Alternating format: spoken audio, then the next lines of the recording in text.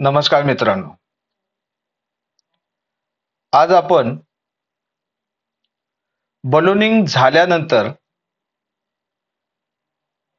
कास्टिंगची checklist किंवा कास्टिंगची check sheet कशाप्रमाणे कशा प्रकारे बनवायची हे समजून घेऊया. तर कास्टिंगचा टेक्निकल रिव्ह्यू करत असताना मेक चेकशीट ही एक महत्वाची प्रोसेस आहे आणि या प्रोसेसमध्ये आपण संपूर्ण कस्टमरचे ड्रॉइंग जे बलूनिंग केलेलं आहे त्याचा रिव्ह्यू करून त्याची फिजिबिलिटी तपासत असतो. तर हे बलूनिंगच्या ड्रॉइंग पासून चेकशीट कशी बनवायची याचं वर्क इन्स्ट्रक्शन आपण समजून घेऊया. आपला ऑब्जेक्टिव्ह आहे to prepare a structured check sheet from ballooning drawing to ensure that every drawing requirements, dimensions, tolerance, GD&T, notes, special characteristics, critical characteristics, special customerच्या काही requirement is captured and evaluated for casting feasibility, machining feasibility and inspection feasibility. कस्टमरच्या ballooning केलेल्या drawing मध्ये दिलेले सगळी ड्रॉइंगची requirement ज्यामध्ये dimension, tolerance, GDNT असेल, notes असतील, स्पेशल किंवा क्रिटिकल कॅरेक्टरिस्टिक्स असतील, कस्टमरच्या स्पेसिफिक रिक्वायरमेंट असतील, त्या सर्व ज्या आपण कॅप्चर केलेल्या आहेत त्याचे इव्हॅल्युएशन करणे, इव्हॅल्युएशनच्या आधारे त्या पॅरामीटरची फिजिबिलिटी, इन्स्पेक्शनची फिजिबिलिटी करणे आणि तो पॅरामीटर मॅन्युफॅक्चरिंगसाठी, कास्टिंग मेकिंगसाठी फिजिबल आहे का हे तपासणं हे आपलं प्रमुख ऑब्जेक्टिव्ह आहे. चेकशीट तयार करण्याची जी ही वर्क इन्स्ट्रक्शन आहे यामध्ये कोणत्या गोष्टी अंडर द स्कोप आहेत, याचा स्कोप कोणता आहे तर ऑल टेक्निकल रिव्ह्यू, ज्या काही स्टँडर्ड ड्रॉइंगचा ज्या स्टँडर्ड ड्रॉइंगचा टीआर केला जातो, न्यू प्रोडक्ट डेव्हलपमेंट केली जाते, ज्याचं बलूनिंग ड्रॉइंग केलं जातं त्या सर्व गोष्टी चेकशीट मध्ये रूपांतरित करणं हा या स्कोप मध्ये कव्हर होईल. याची जबाबदारी कोण आहे, याची रिस्पॉन्सिबिलिटी आहे टीआर इंजिनियर, जो चेक करेल, शीट तयार करेल बलूनिंग ड्रॉइंग प्रमाणे.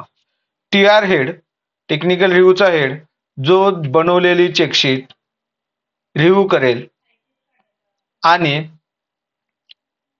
ती व्हॅलिडेट करेल. टीआर हेड त्याची फिजिबिलिटी रिव्ह्यू करेल आणि कस्टमर सोबत कम्युनिकेट करेल.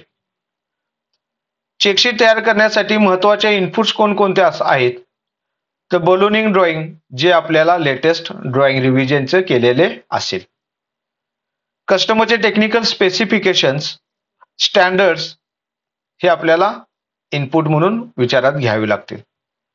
कास्टिंग आणि मशीनिंगची प्रोसेस कॅपॅबिलिटी, जे कास्टिंग आपण करणार आहोत किंवा मशीनिंग करणार आहे तर त्याची प्रोसेस कॅपॅबिलिटी किती आहे ते आपल्याला इनपुट म्हणून विचारात घ्यावे लागेल. आणि इन्स्पेक्शन मेथड किंवा त्या पॅरामीटरची इन्स्ट्रुमेंटची अवेलेबिलिटी हे आपल्याला इनपुट म्हणून घ्यावे लागेल. तर पहिली गोष्ट आहे की collect ballooned drawing and checklist template. Check sheet तयार करण्यापूर्वी आपल्या सोबत आपल्याकडे बलूनिंग केलेले ड्रॉइंग उपलब्ध पाहिजे आणि आपल्याकडे ब्लँक चेकशीट पाहिजे. का? To ensure all parameter indicated in ballooning are transferred systematically. Ballooning drawing मध्ये जे काही बलूनिंगचे पॅरामीटर आपण मार्क केलेले आहे ते सर्व चेकशीट मध्ये ट्रान्सफर करण्यासाठी आपल्याला ते महत्वाचं आहे.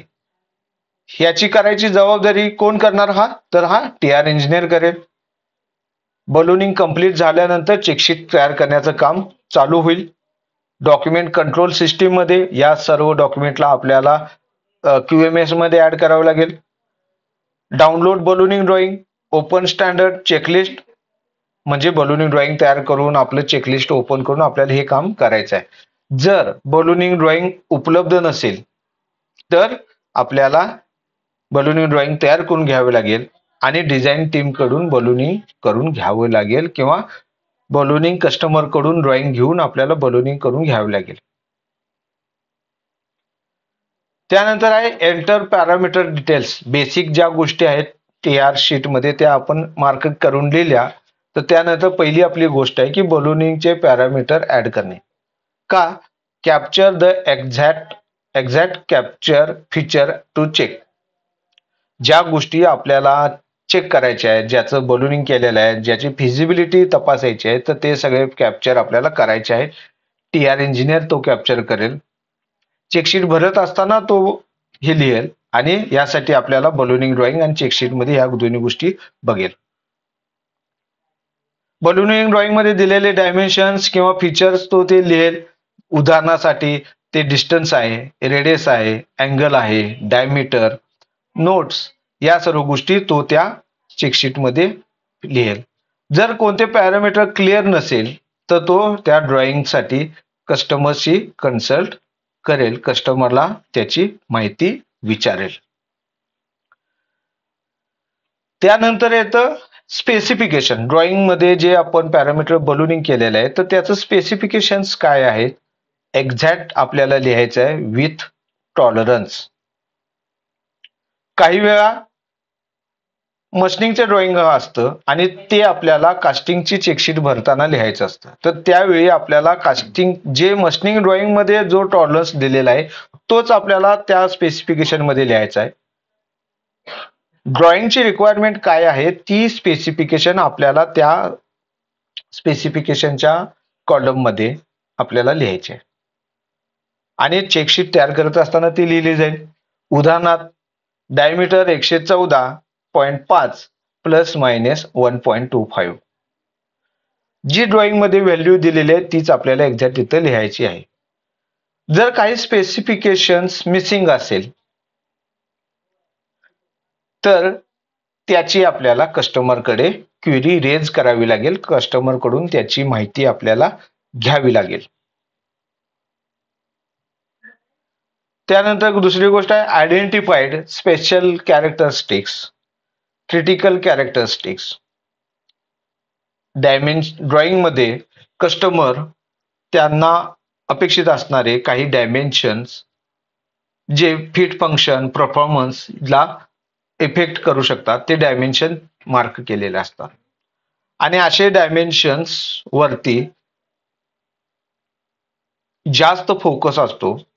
जर त्यामध्ये काही फेल्युअर आले तर संपूर्ण पार्ट आपल्याला काय होत असतो, रिजेक्ट होत असतो किंवा त्याचा संपूर्ण असेंब्लीमध्ये प्रॉब्लेम येत असतो. मग ड्रॉइंग मध्ये असे किती पॉइंट्स, किती पॅरामीटर स्पेशल्स दिलेले आहेत, स्पेशल कॅरेक्टरिस्टिक्स म्हणून डिफाईन केलेले आहेत, हे आपल्याला या ठिकाणी मार्क करायचे आहेत. आणि जर ड्रॉइंग मध्ये दिलेले नसेल तर तो रो त्या कॉलम मध्ये आपल्याला पूर्णपणे ती ब्लँक ठेवायची आहे. त्यानंतर पाचवा महत्वाचा मुद्दा आहे की define casting or machining responsibility.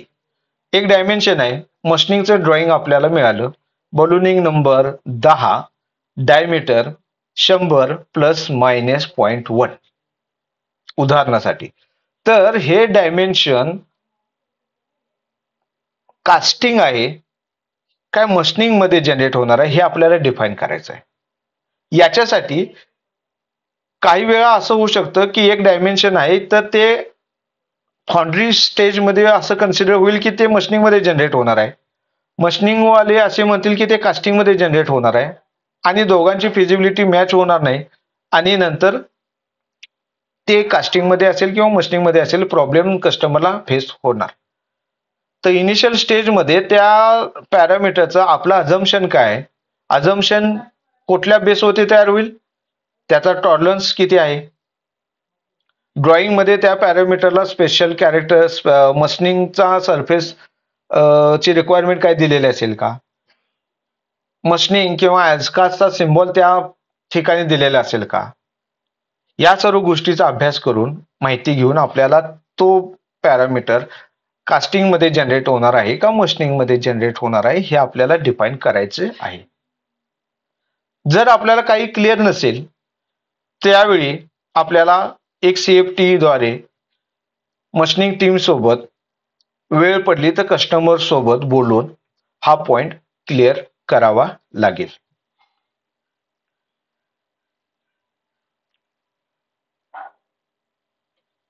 त्यानंतर महत्वाची गोष्ट इथे fill casting manufacturing section. Casting manufacturing हा एक सेक्शन आपण चेकशीट मध्ये ऍड केलेला आहे. आता हा पॉइंट मध्ये कास्टिंग रिलेटेड सर्व गोष्टी मॅन्युफॅक्चरिंग संदर्भात आपण लिहितो. To evaluate feasibility at casting stage. मशीनिंगच्या ड्रॉइंग मध्ये किंवा ड्रॉइंग मध्ये दिलेलं जे पॅरामीटर आहे त्याचं स्पेसिफिकेशन्स आहे तर त्याची मॅन्युफॅक्चरिबिलिटी आपल्याला आहे का हे आपल्याला रिव्ह्यू करायचं आहे. यामध्ये सुद्धा दोन भाग आहेत की एका कॉलम मध्ये आपल्याला लिहायचं आहे casting it is with tolerance. जर समजा 100 mm प्लस मायनस 0.1 टॉलरन्स एका ड्रॉइंग मध्ये दिलेला असेल तर आपण कन्सिडर केला की हा मशीनिंग आहे तर कास्टिंग मध्ये हा किती येईल तर 100 mm ला plus minus 3 mm machining allowance उदाहरणासाठी कन्सिडर केला तर casting on casting it is with tolerance मध्ये तो येईल 106. तो जो डायमीटर आहे तो 106 mm चा येईल आणि त्या 106 mm ला आपण जर टॉलरन्स CT9 ISO 8062 CT9 वापरत असेल तर 106 ला प्लस मायनस 1 mm येईल. तर ती जी व्हॅल्यू आहे जी आपण अंडरस्टँड करावली ती व्हॅल्यू तिथं लिहिणं अपेक्षित आहे. आणि ही जी कास्टिंग चे डायमेन्शन निघालेलं आहे 106 डायमीटर प्लस मायनस 1 mm तर याची मॅन्युफॅक्चरिंग फिजिबिलिटी आपल्याकडे आहे का हा रिव्ह्यू करून आपल्याला तिथं yes feasible or not feasible असं आपल्याला लिहावं लागेल. जर रिॲक्शन प्लॅन मध्ये हा पॅरामीटर आपल्याला नॉट फिजिबल असा लिहिला तर तो डॉक्युमेंट मध्ये रिमार्क येईल आणि तो मशीनिंग टीम किंवा कस्टमर सोबत आपल्याला बोलावे लागेल, डिस्कस करावे लागेल आणि अल्टरनेटिव्ह त्यासाठी काही प्रोसेस आहे का, फिजिबल नसेल तर का फिजिबल नाहीये ही आपल्याला चर्चा करावी लागेल.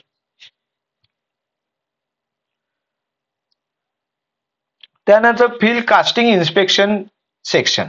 दोन सेक्शन आपण चेकशीट मध्ये केलेले आहेत. एका सेक्शन मध्ये मॅन्युफॅक्चरिंग फिजिबिलिटी आहे, दुसऱ्या सेक्शन मध्ये कास्टिंग इन्स्पेक्शनची फिजिबिलिटी आहे. टू चेक इन्स्पेक्शन फिजिबिलिटी आणि रिक्वायर्ड इन्स्ट्रुमेंट तर जे डायमेन्शन आहे डायमीटर 106 प्लस मायनस 1 mm हे जे आपलं पॅरामीटर निघालं विथ स्पेसिफिकेशन्स तर ते इन्स्पेक्शन आपण कसे करणार आहोत, इन्स्पेक्शन साठी इन्स्ट्रुमेंट कुठलं आपण वापरणार आहोत तर ते इन्स्ट्रुमेंट आपल्याला इथं लिहायचं आहे. उदाहरणासाठी आपण म्हणू शकतो 106 डायमेन्शन साठी डायमीटर साठी मी वर्नियर यूज करेन, मी 3D स्कॅनिंग यूज करेन. असं जो इन्स्ट्रुमेंट आहे आपण वापरणार आहोत ते इन्स्ट्रुमेंट आपल्याला लिहायचं आहे आणि त्या इन्स्ट्रुमेंटद्वारे ते स्पेसिफिक डायमेन्शन चेक करण्याची फिजिबिलिटी आपल्याकडे आहे का हे आपल्याला लिहावं लागेल. जर फिजिबल असेल तर yes it is feasible or it is not feasible. जर पार्ट इन्स्पेक्शन करणे फिजिबल नसेल तर आपल्याला escalate to customer for alternative acceptance method. तर कस्टमरला इन्स्पेक्शन करण्यासाठी आम्हाला हे फिजिबल नाहीये आणि अल्टरनेटिव्ह काही मेथड आहे का हे आपल्याला कस्टमरला विचारावं लागेल. Fill casting feasibility. आता या दोन गोष्टी भरल्यानंतर casting manufacturing feasibility casting inspection feasibility भरल्यानंतर आपल्याला फायनल रिमार्क लिहायचा आहे की to record any limitation clarification or restrictions तर त्या डायमेन्शनचे काही आपल्याला लिमिटेशन्स आहे, क्लॅरिफिकेशन द्यायचे आहे किंवा रिस्ट्रिक्शन असेल तर ते आपल्याला फायनल फिजिबिलिटी रिमार्कमध्ये लिहायचं आहे, जे TR इंजिनियर भरेल आणि लास्ट कॉलम मध्ये तो ऍड करेल. जर फिजिबल नसेल तर नॉट फिजिबल म्हणून लिहिल आणि जर फिजिबल असेल तर फिजिबल म्हणून लिहिल. If remark critical document in TR आणि इन्फॉर्म टू कस्टमर. जर फिजिबल आहे, आपल्याला काही कस्टमर सोबत त्याचे डायलॉग करायचं असेल तर आपल्याला तसं लिहावं लागेल. आता एक जनरल रिॲक्शन प्लॅन आपण कसं करू शकतो. जर पॅरामीटर स्पेसिफिकेशन्स मिसिंग असेल, काही ड्रॉइंग मधले पॅरामीटर स्पेसिफिकेशन्स मिसिंग असेल तर आपण तिथे क्वेरी रेज करू शकतो आणि ते स्पेसिफिकेशन्स कस्टमर्स कडून मागून घेऊ शकतो. जर special characteristics, critical characteristics clear नसेल तर ते आपण confirm with customer or CFT, customer सोबत किंवा CFT सोबत बोलून आपण ते क्लिअर करू शकतो. कास्टिंगचे फीचर्स फिजिबल नसेल, record and suggest machining alternative, मशीनिंगच्या सोबत आपण डिस्कस करून अल्टरनेटिव्ह आपण शोधू शकतो. इन्स्पेक्शनसाठी फिजिबल नसेल तर propose alternative method or request to customer waiver, म्हणजे कस्टमर कडून ते इन्स्पेक्शन करण्यासाठी आपण काही मदत घेऊ शकतो. काही डायमेन्शनचे टॉलरन्सेस इन्स्पेक्शन प्रोसेस आपण त्यांच्याकडून मदत कस्टमर कडून घेऊ शकतो. या ठिकाणी काही एक्झाम्पल दिलेले आहेत कशा पद्धतीने ही चेकशीट भरायची आहे. तर आपण आता वर्क इन्स्ट्रक्शन मध्ये जाऊ. कास्टिंग फिजिबिलिटीची ही जी टेक्निकल रिव्ह्यूची शीट आहे त्यामध्ये 45 नंबरची प्रोसेस आपण मेक बलूनिंग ड्रॉइंग चेकशीट आहे आणि यामध्ये आता रिव्ह्यू पॉईंट 0 आहे, क्लोज पॉईंट 0 आहे, ओपन पॉईंट 0 आहे. ज्यावेळी आपण शीट भरायला घेणार आहे त्यावेळी ही शीट आपल्याला ब्लँक असेल. जिथं आपण ब्लँकच्या ठिकाणी गेलो तर अशा पद्धतीची शीट आपल्याला पाहायला मिळू शकते. तर आपण ही शीट आता कशी भरायची याचं एक थोडक्यात उदाहरण पाहूया. एक पॅरामीटर आहे, जसं मी म्हटलं तर हा पॅरामीटर आपला असू शकतो डायमीटर. तर डायमीटर, ह्या डायमीटरचं स्पेसिफिकेशन्स दिलेले आहे 100 प्लस मायनस 0.1 आणि हा क्रिटिकल कॅरेक्टरिस्टिक्स नाहीये आणि हा आपल्याला कळालं ड्रॉइंग रीडिंग करून की हा मस्टिंग मध्ये. तर आपण हा काय करणार, हा कास्टिंग आणि मस्टिंग मध्ये हा लिहिणार, हा मस्टिंग मध्ये आहे. तर कास्टिंग मध्ये किती येईल, तर कास्टिंग मध्ये येईल 100 प्लस 3 प्लस 3 म्हणजे 106 mm डायमीटरचा येईल. परंतु फक्त 106 लिहायचं नाही, आपल्याला विथ टॉलरन्स सुद्धा लिहायचा आहे. हा विथ टॉलरन्स किती असणार आहे, मग आपण विथ टॉलरन्स आपण लिहिणार 106 प्लस मायनस टॉलरन्स प्रमाणे 1 mm उदाहरणासाठी आहे. मॅन्युफॅक्चरिंग फिजिबिलिटी आहे का, येस फिजिबल आहे. इन्स्पेक्शन इन्स्ट्रुमेंट साठी कुठलं चेक करणार, आपण 3D स्कॅनिंग धरू, 3D स्कॅनिंग धरू. इन्स्पेक्शनची फिजिबिलिटी आहे का, येस. कास्टिंगची फिजिबिलिटी रिमार्क आहे फिजिबल आणि फायनल रिमार्क आपला काय झाला, हा पॉइंट आपला क्लोज झालेला आहे.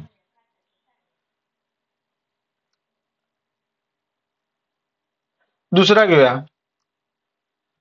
एक डायमीटर आहे, हा 50 mm आहे, प्लस मायनस 0.6 आहे उदाहरणासाठी, आणि हा कास्टिंग मध्येच आहे. तर ऑन कास्टिंग याचा टॉलरन्स प्लस मायनस जो ड्रॉइंगला दिलेला आहे तोच येईल 0.6.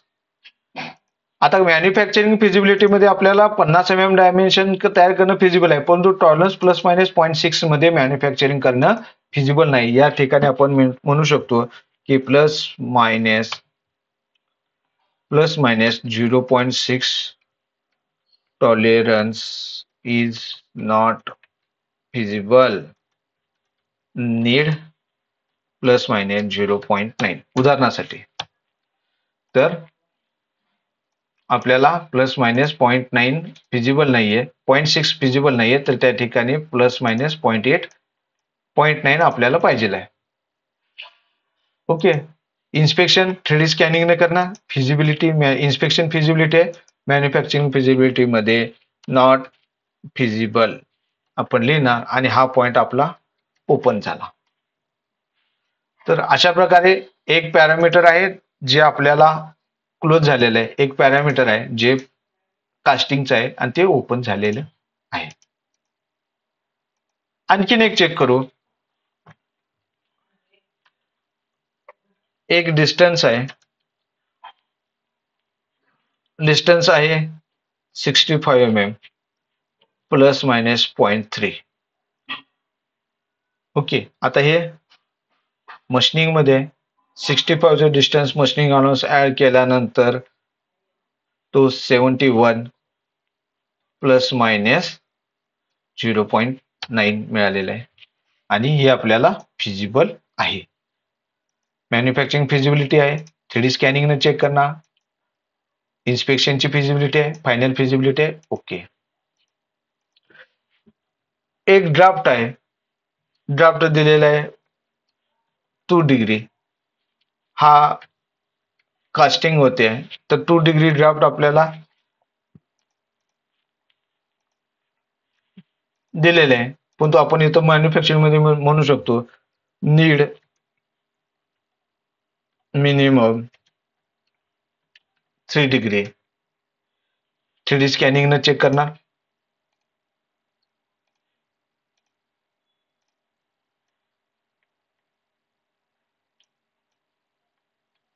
आणि हा पॉइंट आपला काय होईल, ओपन होईल. म्हणजे 2 डिग्री ऐवजी आपल्याला 3 डिग्री ड्राफ्ट हवा आहे.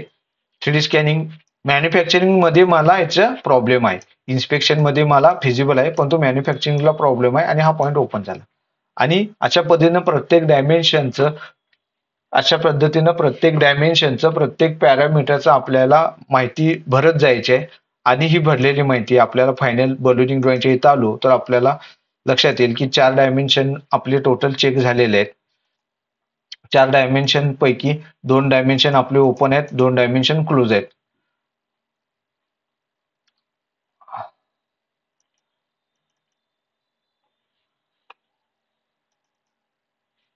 दोन डायमेन्शन ओपन आहेत, 2 डायमेन्शन क्लोज आहेत. या ठिकाणी काही गोष्टीमुळे ते भरत नाही, अपडेट होत नाही. मग या ठिकाणी आपले 4 पैकी 2 डायमेन्शन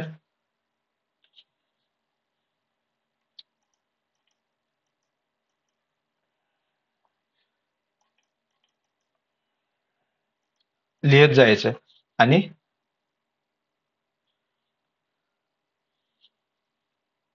दोन नॉट ओके असं आपण लिहिणार आणि हा पॉइंट ओपन राहील. मित्रांनो, अशा पद्धतीनं बलूनिंग केलेल्या ड्रॉइंग पासून आपल्याला चेकशीट करायचे आहे.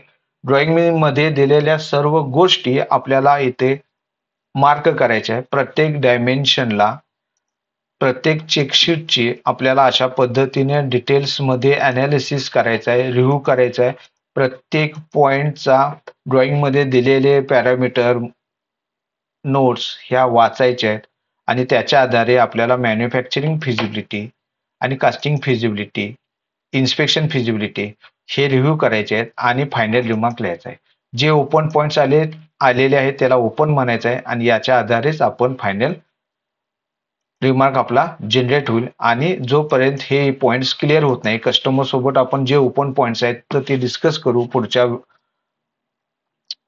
व्हिडिओमध्ये. पुढची प्रोसेस आहे list of NG ballooning parameter. जे आपले ओपन पॉइंट्स आहेत तर ते ओपन पॉइंट कस्टमर सोबत बोलण्यासाठी ते जे लिस्ट आउट करायचे आणि त्या लिस्ट आउट केलेल्या पॅरामीटरचे कस्टमरचे काय मत आहे हे आपल्याला बोलून घ्यायचं आहे. त्यांच्यासोबत डेव्हिएशन घेता येईल का हे पाहायचं आहे आणि आपल्याला पुढे जायचं आहे.